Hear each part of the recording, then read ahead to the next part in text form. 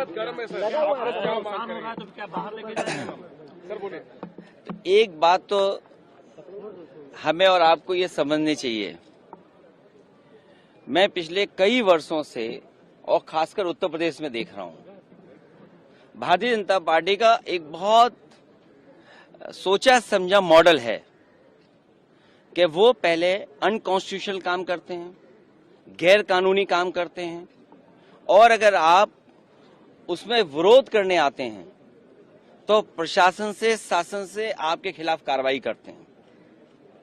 जिस तरह का भाव राज्यसभा में था वो बाबा साहब भीमराव अम्बेडकर जी का अपमान है।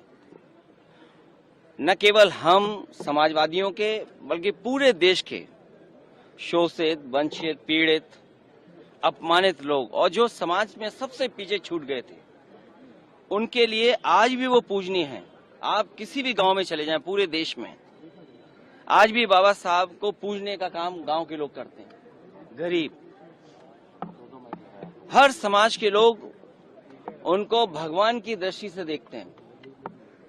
तो इस तरह की भाषा का इस्तेमाल करना न केवल निंदनीय है बल्कि शब्दों को वापस लें और माफी मांगने की जो विपक्ष की बात है उसको मानना चाहिए सरकार को। और सच्चाई तो ये है कि जो व्यक्ति माफी मांग लेता है वो बड़ा होता है। माफी मांगने वाला व्यक्ति हमेशा बड़ा होता है।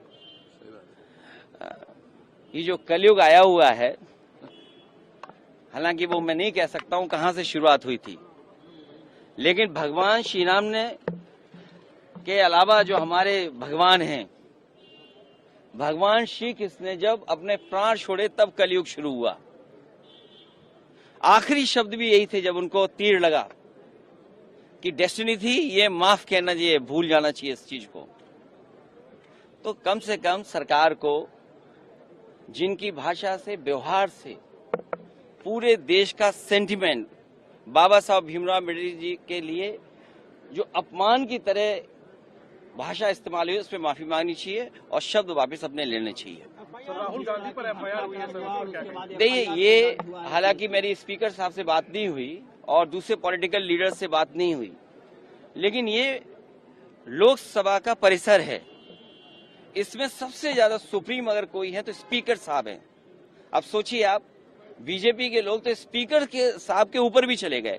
हालांकि मेरी किसी पॉलिटिकल पार्टी से बात नहीं हुई, लेकिन ये जो परिसर है वो लोकसभा का है, तो स्पीकर साहब के पास हम बैठ करके बहुत सारी चीजों को सुलझा सकते थे। लेकिन मैंने जो बात शुरू में कही, भारतीय जनता पार्टी के पास तरीके हैं, उनके पास मॉडल हैं, अंडरग्राउंड पॉलिटिकल उनके पास राय मशवरा आता है।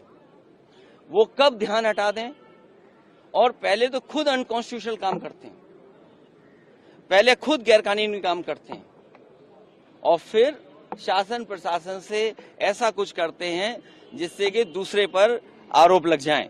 और मैं तो फरक्काबाद के सांसद जी को देख रहा था, वो सर्टिफिकेट वाले सांसद हैं।